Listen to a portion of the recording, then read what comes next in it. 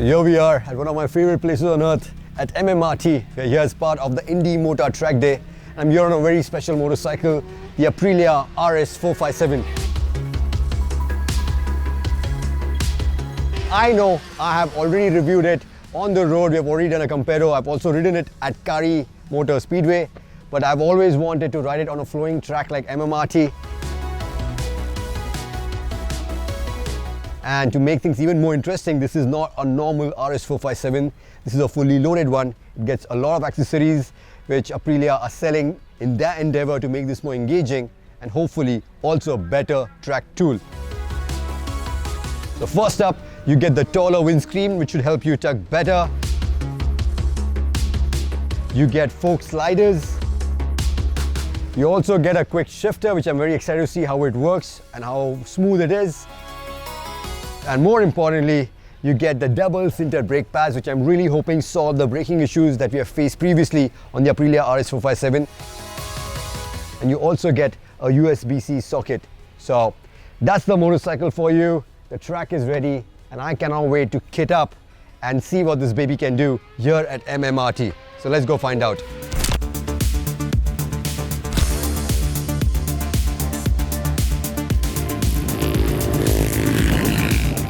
What a day, what a fantastic day here at MMRT, and what a lovely bike. Every time I swing my leg around it, I have this big grin on my face because, oh my god, what an engine.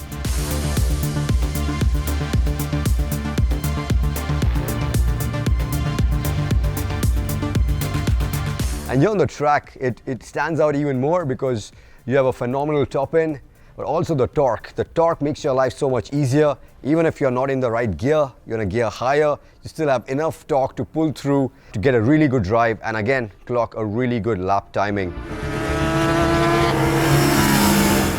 The other thing which really stood out was of course the chassis. I think this is hands down the best chassis in its class. Not just this class, but maybe a class or two higher.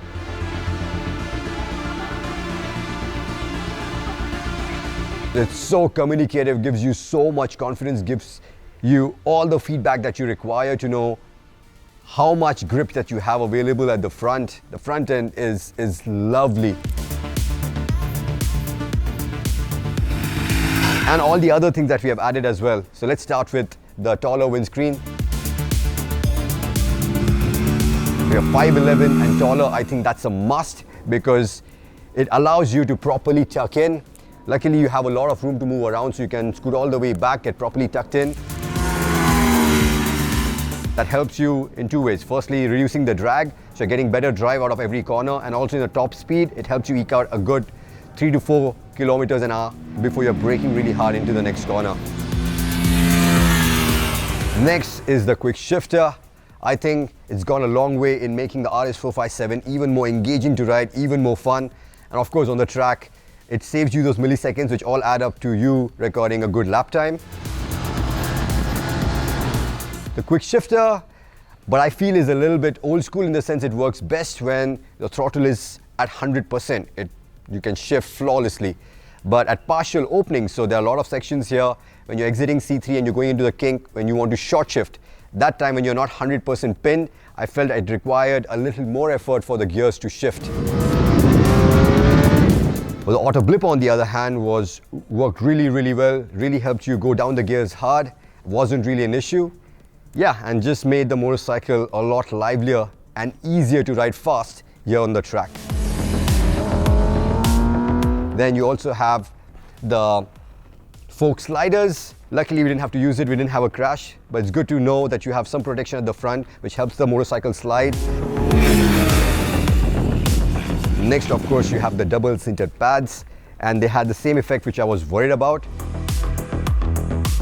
So if you go back to my first ride review, there the problem we had with the RS457 was brake fade. And the only way you can get around that problem is by switching to racing brake oil, which has a higher heating point. That way you won't get the fade and the brakes will work as they should. Here we did not have brake fade as an issue because of the double sintered pads. You have phenomenal stopping power. You have really good initial bite. But what is happening now is that the braking performance is overpowering the grip that is available from the tires. So when you're trying to brake really hard, you're just triggering the ABS and running wide. Now we tried multiple things to get around the problem.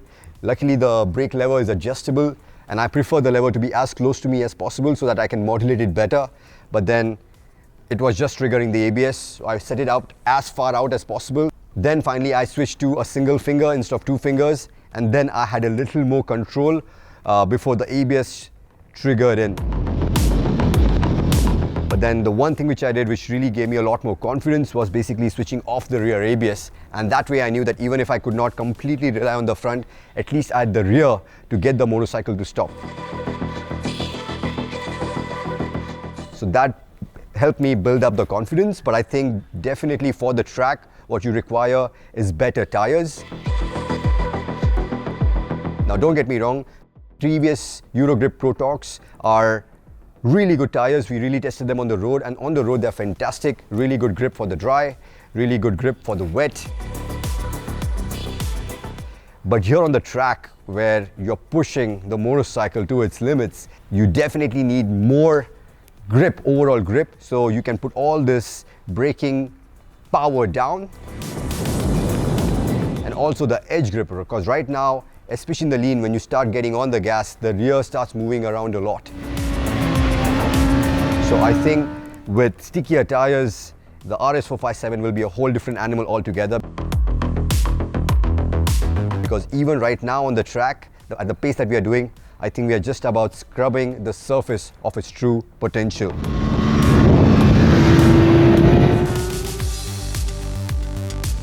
The problem that you are facing in terms of the bike leaning towards the left when you let go of the handlebar. This is a test bike which has gone through numerous levels of testing. Maybe that's why I'm not facing that issue. I would love to again try a customer's bike and see what I can find.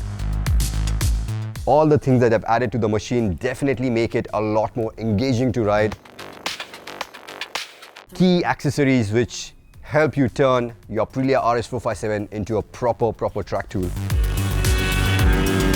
Yeah, the potential is great, and this is hands down, at least in my books, the motorcycle to buy in the up to 500cc category if you are more of a track junkie and want to really enhance your skills, and even experienced riders can have a ton of fun on the Aprilia RS457.